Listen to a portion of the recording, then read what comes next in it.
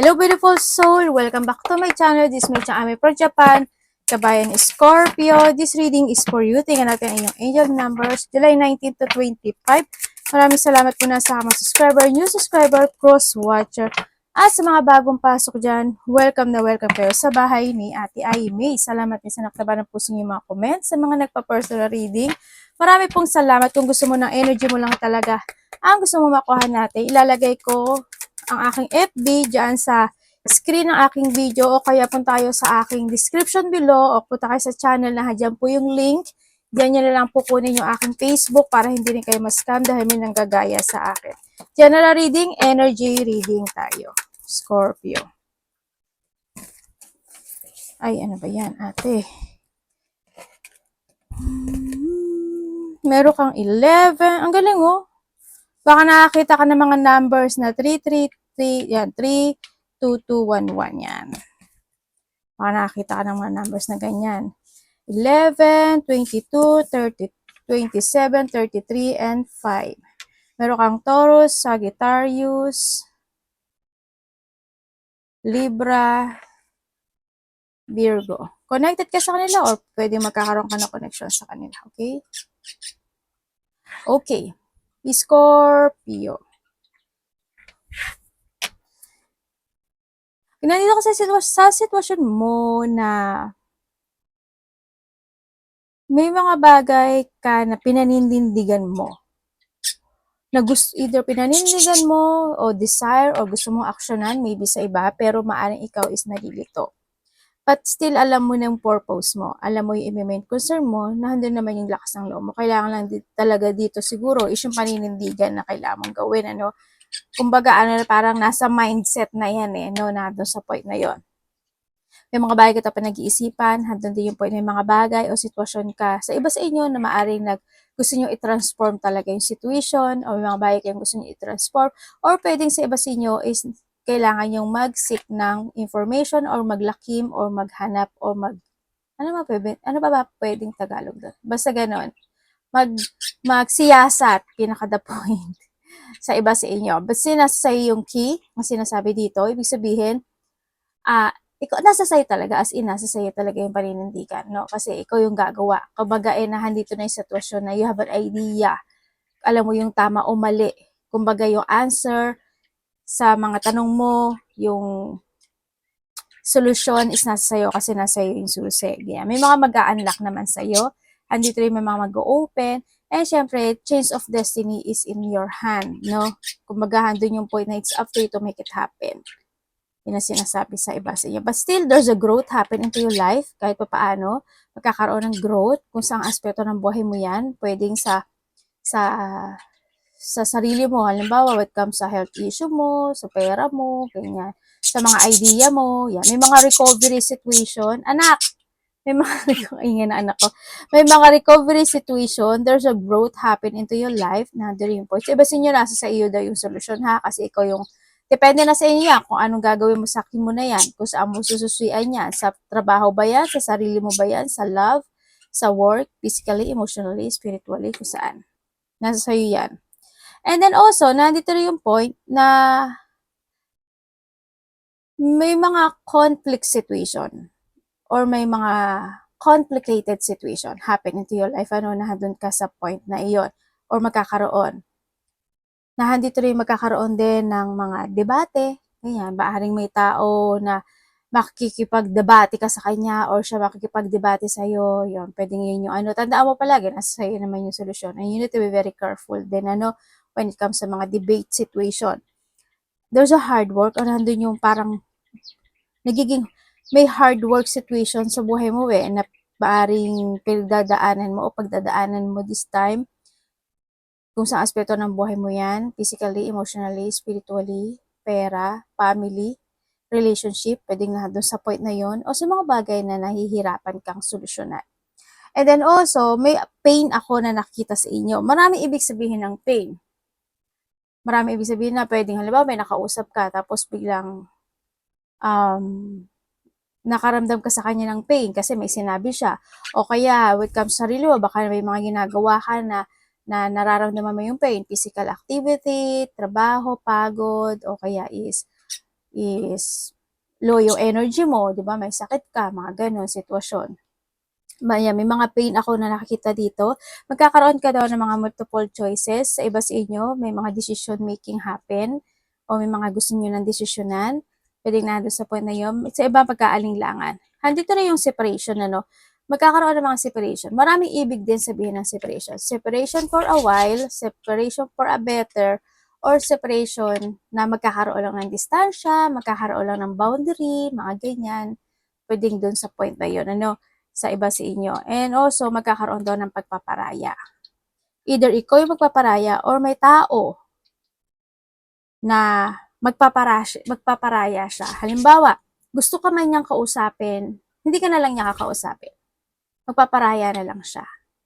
O kaya ikaw sa kanya. 'Di ba? Gusto mo siyang sagutin, gusto mo siyang um, tadyakan. Tadyakan. Example ko lang yun ha. Pero magpaparaya ka. Kasi mas, kumbaga, wasting time, di ba? Kumbaga, handun yung emotionally matured naman ikaw. Kumbaga, nahandun ka sa point na yun. Kumbaga, magpapasensya. Basta ako, in any situation o magpaparaya, magkakaroon ng mga pagpaparaya situation. Handito na yung point na may mga papers and documents. Ako nakita, either may mga dapat kang asikasuhin na papers and documents o may marireceive ka na papers or documents or may mga dapat pang ayusin na papers and documents, pwedeng nandun sa point na yon, isusulat, i-speech, mga ganun ako nakikita, or maybe there's a news coming, or may marireceive ka na text message, communication, or a news, ano, na tao na medyo nagkaroon kayo ng complicated situation. Pwede makikipag-communicate lang siya sa'yo, or pwedeng this is your family, pwedeng kasama sa trabaho, or mga collegios, or friendship mo yaman yan, ano, sa iba sa inyo. Boom. Halika na. Paano nakakita ka ng mga, yung iba sa inyo pala, no, nandun din yung point na magkakaroon kayo ng spiritual growth. Yan, magkakaroon ng spiritual growth, ando rin yung point sa iba sa inyo, siguro mas magiging good yung health ng iba kasi may recovery din ako nakikita sa iba sa inyo. Yung iba naman sa inyo is there's a karma from the past. Ibig sabihin, either may tao, sa iba kasi tao to, no? Sa iba, ibig sabihin, meron kang kilala or kilala mo na nakausap mo na siya na muli kayo magkoconnect. Or pwede siyang kukonect sa sayo or ikaw kukonect. Sa iba naman sa inyo is meron kang ginawa in the past na yun yung marireceive mo. Kung ano yung pinunla mo. What goes around, comes around. Ganon. No? Yan. There's a karma situation. Yan ang nakita ko. Okay, baka nakita ka ng mga repeating numbers or connected sa itong numbers ito. Ibig sabihin, your angel is trying to connect dahil may gusto siyang mensahe na gustong ibigay sa iyo. We have the unique scale, 1441, and the grade shift. And the endless of the cycle 2, 3. Also, this is a completion. Starting over. Kulang siya ng isa. Ibig sabihin, this is your action, ano, na sinasabi. And the void. Mga dahilangan mong iwasan. Kumbaga na doon sa point na yon. Yun. May mga bagay na gusto mong i-move forward. May mga iniisip ka na gusto mong i-move forward. May mga stress, depression. Iwasan mo rin yun. Diba? Yung alam mo na hindi magiging maganda yung outcome, iwasan mo na agad. Okay, you need to think very carefully and advance din. Think advance. Spiritual development and also, syempre, 101 kasi isa, ano lang kasi siya, kulang talaga siya ng isa, action mo to. It's your movement. Ibig sabihin, nahandun pa yung point na kailangan mo talagang lakasan yung loob mo para ma-avoid mo yung mga bagay na dapat i-avoid sa buhay mo kasi ibig sabihin, hindi kasi siya makakagot talaga sa'yo. Yun ang sinasabi. Alam ko na alam mo yan at saan ang aspeto ng buhay mo, okay? Kaya kasi dito yung starting over. Kailangan mo na talaga mag-umpisa. Sa iba dito, sarili mo tong kalaban mo. Okay, we have the 2323. Yun nga is the completion. Endless of a cycle, pero tinabihan siya ni 101. Kailangan aksyonan. Okay? There's a movement, o nagkakaroon naman ng movement, pero huwag ka mapanghinaan ng loob na sinasabi dito. Yan. Then make a change and the world around you follow. O sabi ko sa'yo, meron kang i-change sa buhay mo eh. And you need to open up daw, open up, and sometimes, syempre kung medyo nabuburyot ka na, go out in a good and a nice way, diba? Okay, we have the 1, 1, 2, also tatlong 2 yan, diba? Ibig sabihin, tatlong equivalent pa rin siya ng 2. Ibig sabihin, action mo pa rin yun, okay? Kulang pa rin siya. Pero, dahil sa 4 naman siya, good din naman siya. Pero yung isa kasi 1, 01, diba? Naging equivalent pa rin siya ng ito. Yes, there's a new beginning. Situation happen into your life. May mga great shift. Ito is a personal growth, spiritual development, and manifesting goal. Oneness, connection, and completion. First, focus on the positive change occurring to your effort. Kailangan mo talaga mag-change, no? Mag-focus ka doon. In a positive way, ha? Hindi porket sinabi niya, no? Ikaw pa rin magdedesisyon nito. Kumbaga, isipin mo yung good or bad ng situation. Then, expand your horizon and permit yourself to try something new. Kasi may shifting ka nga. So, many positive shifts are in store for you. The world around you is changing in a favor of your intention. O, ibig sabihin talaga mag-a-action ka. Mag-focus ka. Halimbawa, hindi ka nag-iipon ng pera, hindi ka nakakaipon ng pera. Anong dapat mong gawin? Focus. Diba? Kasi kailangan mo ng great shift. Kailangan balance and control. Any situation. O halimbawa, patulera ka. Anong gagawin mo? Kailangan mo mag-shift. Diba? Kailangan, kasi the more na mag-shift ka, the more na magbabaguhin mo yung sitwasyon mo. Tuloy-tuloy na yon. Pati yung mga nasa paligid na tao mo, magbabago yan. Kung dati patulera ka, patulera ka, tapos hindi ka na naging patulera, sila din, magbabago rin sila, magiging calm sila. Hindi ka na nila, husgahan ka man nila, hindi na ganun ka, hindi na ganun, no?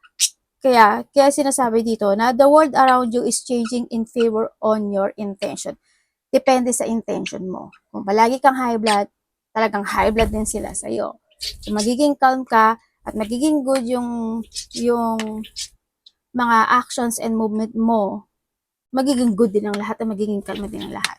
Kumbaga, nasa sayo nga si Susi. Okay? Example ko lang yan para mas maintindihan niyo. Okay. Energy ni Scorpio.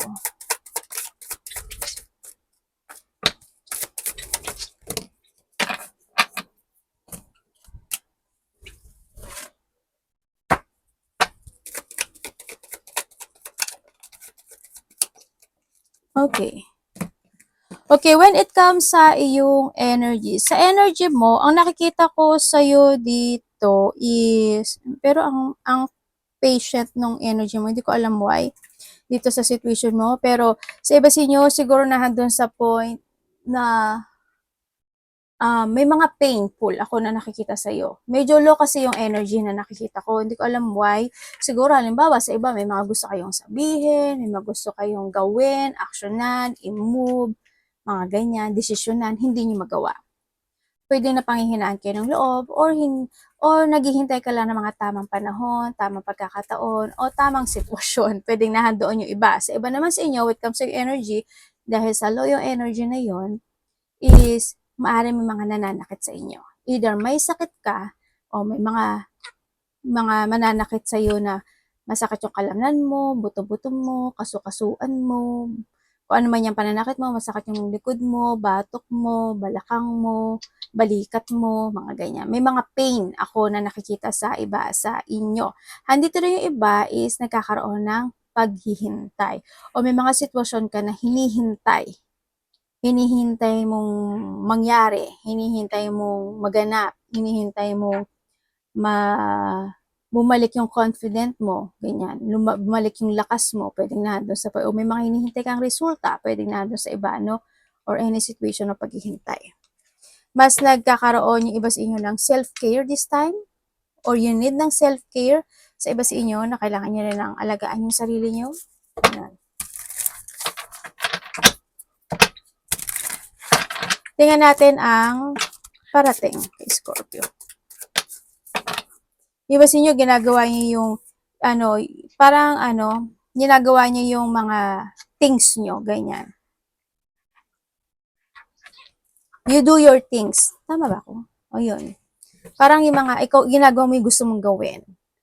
Ganyan. Nandiyo sa point na yun. Kumbaga, hindi ka muna nakipagsalamuha sa iba, o hindi ka muna nakipag-meeting sa iba. Parang, it's more on self this time. Parang, samahan mo lang yung mga gusto mong samahan. Mga ganang sitwasyon. Kakausapin mo lang yung gusto mo kakausapin. Mga ganun. Parating.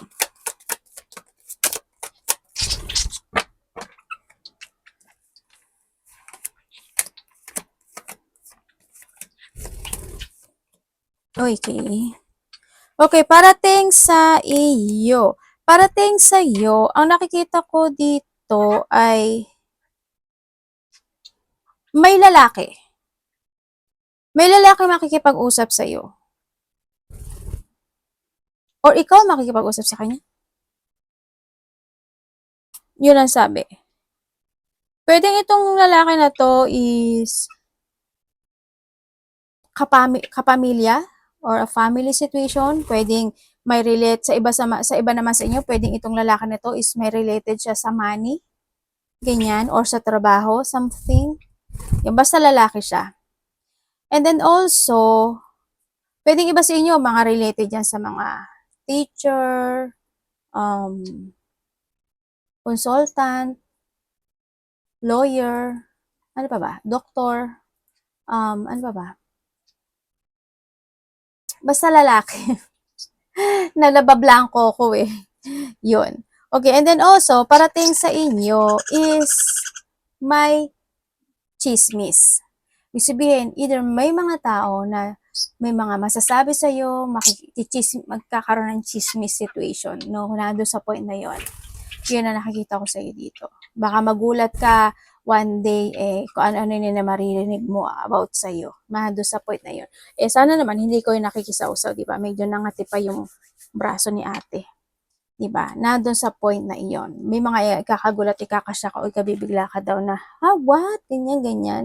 O kaya, in any situation enter your life, pwedeng may mga revelation, ganyan, mga ikakaproblema mo, mga ganun sitwasyon.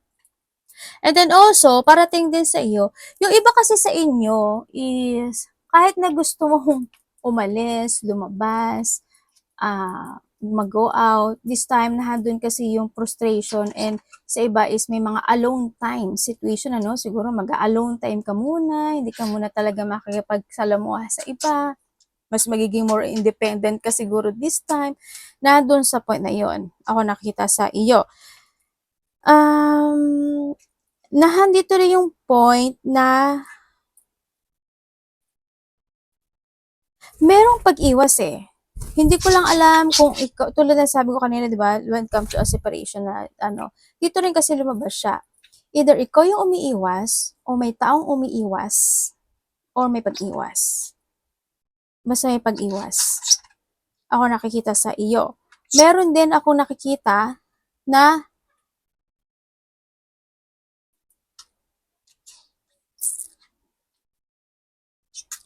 may tao kasing gusto makapag-usap sa iyo. May taong gusto makipag-usap sa'yo. Ang hindi ko lang alam kung sa iba sa inyo, either gusto niya ikaw kausapin, or either kakausapin ka niya to heal something, or to recover something, or maybe, nahando siya sa point na hindi ka niya kinausap, mararamdaman mo yung boundary nitong tao na to sa'yo. As in, mararamdaman mo siya. Mararamdaman mo yung boundary niya. Either magiging, alam mo naman siguro yung boundary, di ba? Basta mararamdaman mo yung boundary niya pagdating sa'yo. Or ikaw ito sa kanya. And then also, is nahandito rin yung point of paglaya sitwasyon. O pwedeng nagdadalawang isip yung iba. Pwedeng nando sa point na yon. May paglaya sitwasyon no? Or magkakaroon ka ng resetting situation. Sa iba dito, magdadalawang isip daw kayo. Kasi, alam mo, ang mangyayari kasi dito is your mindset. Ibig sabihin, sana, di ba? Sana hindi ka mahirapan. Sana put effort talaga na paglabanan mo, na ilaya mo yung sarili mo sa isang sitwasyon mo sa buhay mo. Kasi as long as nakapili at nakalaya ka doon, as in, lahat ng mangyayari sa'yo magaang. magsasucess ka. Kasi there's a victory and success happening to your life. Maraming growth na mangyayari sa iyo. Yun ang sabi dito. Kailangan mo din daw mag-resetting. Kailangan daw malakas daw yung loob mo. And you need to start fresh in life. Halimbawa, hindi nyo naiintindihan. Halimbawa, kung dati is palagastos ka.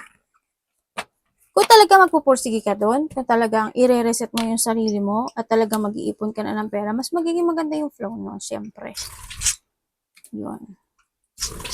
Kasi iba sa inyo, medyo mahihirapan kayo eh. Pero syempre, i-reverse mo yun. Diba? Huwag mo ayunan yung sinasabi ito. Kaya nga, warning, diba? Kailangan mong i-reverse, i-analyze, i-reverse, at pilitin mong maiwasan yung mangyari yun. Kasi iba dito, andun yung point na para magdadalawang isip or hindi ka ganun kasigurado kung kaya niya or hindi. Kasi ang kapalit nun, success as in. Iba dito may mga travel, malayo o malapit, may travel ako nakikita sa iba sa inyo. Tingnan, yan, ang dapat iwasan. Ay, ano ba yan ate? May mga exciting plan yung iba, no? Dapat iwasan. Okay, dapat mong iwasan lalaki. Dapat mo daw isawasan ng isang lalaki. Actually, hindi to isa eh. Dalawang lalaki. Sa iba dito, isa to. Sa iba sa inyo, dalawa to. Yan, dapat mo iwasan. We have the cups and the wands. Yun ang sabi. Okay, dapat mo iwasan. Yung iwasan mo yung mga pagtatampo. Yung imagine ka na imagine, pero hindi mo naman nagagawa. Ganun. Iwasan mo yung mga tao na mapanglinglang, hindi makatotohanan, pretending, or ikaw ito, iwasan mo, syempre. Iwasan mo yung mga tao na imamanipulate ka nila, kokontrolling ka nila, ganyan. Or ikaw ito, iwasan mo. Iwasan mo na hindi ka magkaroon ng lakas ng loob para i-leveling up or stepping up yung sarili mo. Okay? Kailangan meron kang paninindigan. Kailangan malakas yung loob mo na gawin mo at kailangan mo magdesisyon. And iwasan mo na magkakaroon ka ng mga pangako when it comes sa sarili mo man yan or sa ibang tao na hindi mo tutuparin. You need to be very careful. Okay? Nahandun yung point na yon. Siyempre, you need to follow your heart in a good way, in a nice way. Pag sa tingin mo na yun is hindi talaga makakabuti sa'yo, bakit mo ipo-force yun? Bakit mo gagawin yun? No? Yan ang sinasabi dito. Kaya, mag-ingat ka pa rin. Handun na yung point na iwasan mo yung mga taong dishonest, bitter, manipulative, mga abusado, or kung ikaw ito, kung masyadong nagiging abusado ka, or mga taong inaabuso ka, umiwas ka at huwag mong gawin. Yung mga tao na wala sa katwiran, huwag mo na lang din patulan. At kung ikaw naman, mangangatwiran ka na rin lang, siguro din mo na tama kasi mas nakakahiya yon. Kasi baka pag-isipan ka pa nila na immature ka, di ba? Nandun sa point na yon. Na baka pagsabihin pa nila na hindi mo ginagamit yung utak mo, yung isip mo. Di ba? Ingat, anak, baba nga. Ingat ka pa rin. No? Tsaka, syempre, yung mga selos-selos, ganyan, mga taong seloso, kung ikaw ito, ganun, iwasan mo rin. And also, yung maging over-emotional, madamdamin, matampuhin, dramatic. Iwasan mo yung mga ganun sitwasyon o yung mga sitwasyon na pwedeng idalin ka dun sa nararamdaman ganun, okay? Iwasan mo yon. Love, kapatid, anak, magulang, karelasyon, kaibigan. Tsaka syempre yung pananalita mo, ingat ka ha. Kung magiging rude ka or bastos or iwasan mo yun or maybe kung may tao na ganun ang tingin or ginawa niya sa'yo, huwag ka nang pumatol. Kasi parang halimbawa binastos ka niya, tapos babastusin mo siya. Parang sinasabi mo na, ay, ka-level kita. Diba? Nakakahiya. Kumbaga, pinatulan mo yung walang level. Tapos, same na kayo. Diba? Oh. Sino ang katawa-tawa dun? Ikaw. Kasi why? Pumatol ka sa tao na walang label. 'Di ba? Nakakahiya. Kaya please lang, wag niyong gagawin sa sarili niyo 'yon, okay? Kasi hindi hindi kayo gano'n. Hindi ka worth it. Love, kapatid, anak, magulang, karelasyon, kaibigan, pamilya.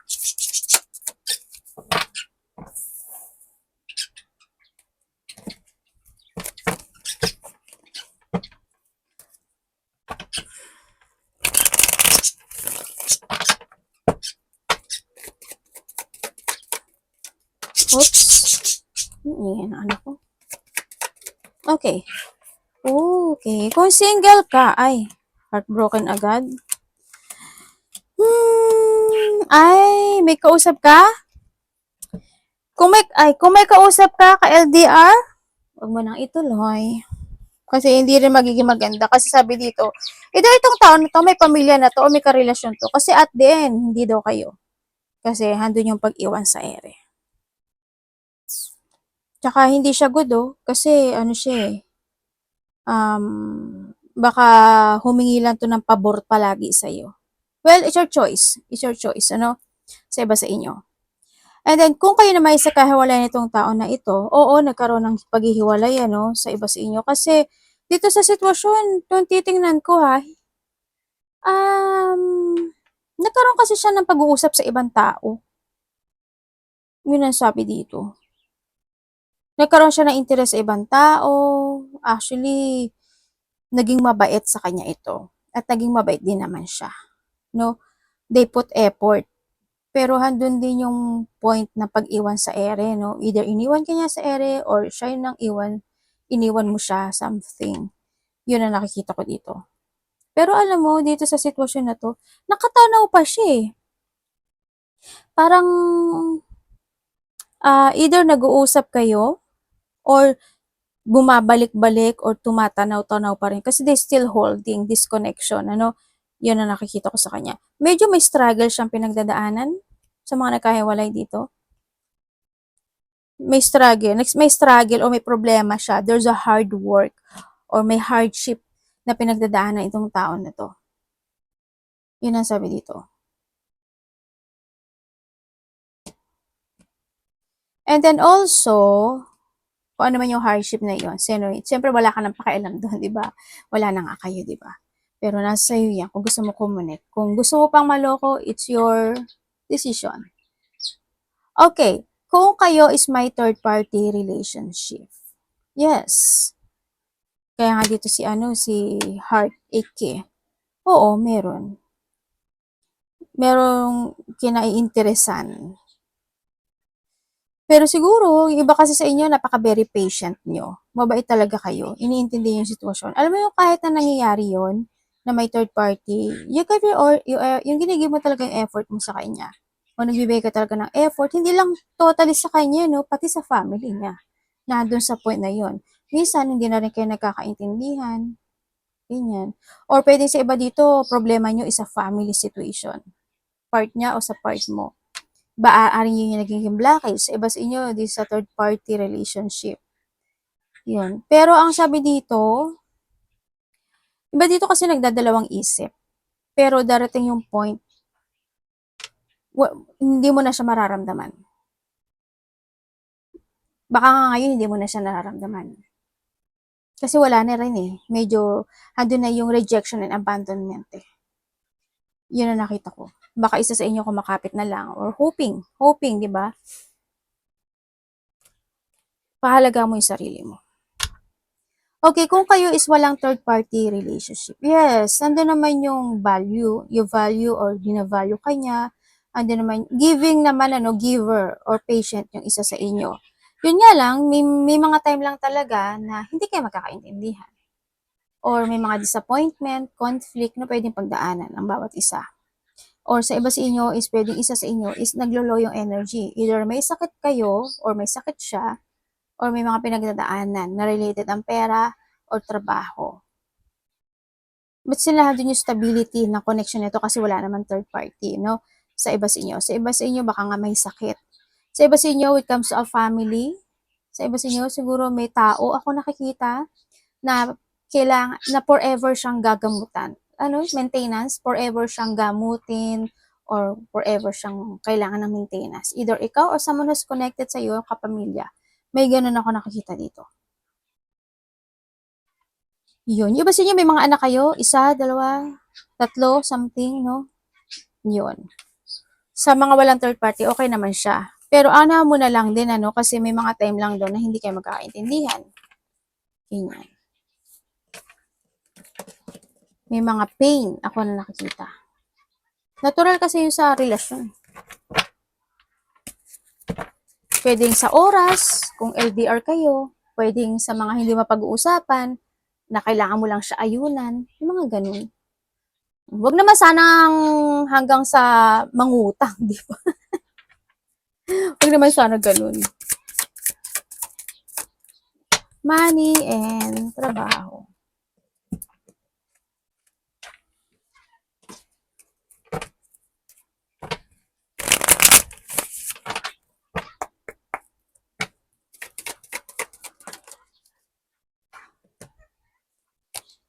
Okay, when it comes sa iyo,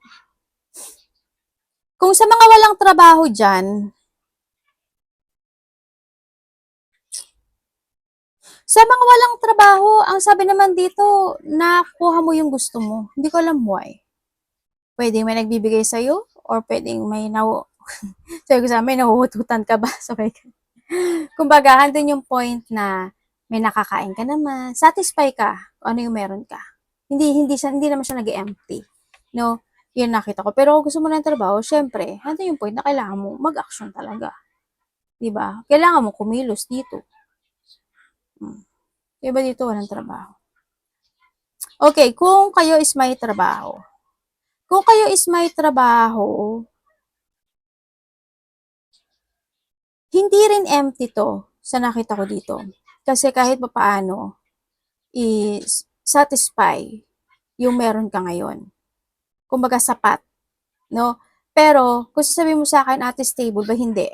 Hindi siya stable dito sa sitwasyon. Kaya, kailangan mo rin siguro na pag-ingatan, no? Yung situation mo. Pwedeng madi-disorganize ka, pwedeng hindi mo mababalanse yung paglabas ng pera at pagpasok, mga ganyan. Baka mas maraming lumabas, o pwede rin kasi na pwedeng bigay ka ng bigay kung kani-kanino, ganyan. Ingat ka pa rin, di ba? Sa iba sa inyo, mag-ingat ka basta sa pera kasi dito may panggagamit akong nakikita. Sana hindi ko yun ang gagamit, pero dito sa sitwasyon, either may tao na binibigyan mo or hihingi sa'yo ng pera or tutulungan mo siya, yun. Sa trabaho mo, natural na yun kasi kahit hindi lang naman sa'yo eh. Dito sa sitwasyon mo, sa trabaho mo, may mga taong hindi totoo sa'yo. Kasi sa trabaho mo, may mga tao na kapag meron ka at kailangan ka nila, nandiyan sila para, tsaka ka lang nila needs. Kumbaga mga panggagamit to, no? Mga panggagamit, mga tuso, mga kumbaga mabango ka kapag meron ka. Mabango ka kapag mapagbigay ka. Ganyan. Ingat ka pa rin kasi may mga taong hindi totoo dito sa iyo. Mga dishonest, mga tao na corrupt, mga sakim, makasarili, ganyan. Sa pera mo, ingatan mo din yung pera mo kasi hindi siya nag-stable dito. Hindi porkit na, well, kung ikaw, kontento ka na sa meron ka ngayon kasi kahit pa paano hindi ka naman nagugutom, kahit pa paano may nagagastos ka pa naman, well, kung kontento ka sa meron ka ngayon, why not, diba? It's your choice. Pero, syempre, kung gusto mo pa na mas mag-growth, mag-action ka dito. Kasi walang movement. Ako nakikita sa iyo. Parang nagkakaroon ka lang ng parang hinahayaan mo lang. Tsaka ingat din kayo sa mga taong magte-text sa'yo, hihingi ng tulong, kasi handun nga yung dishonest, tsaka corrupt. Sa nakita ko dito, mga pagnanakaw, pandaraya, pangliling lang, panggagamit, mga ganyan. Ingat ka. No? Choice mo naman yan. Pero warning yun sa'yo. Ingatan mo din yung paglabas ng pera mo. Tsaka palaguin mo. Mag-ipon ka. Okay? Arigatou namaste, God bless.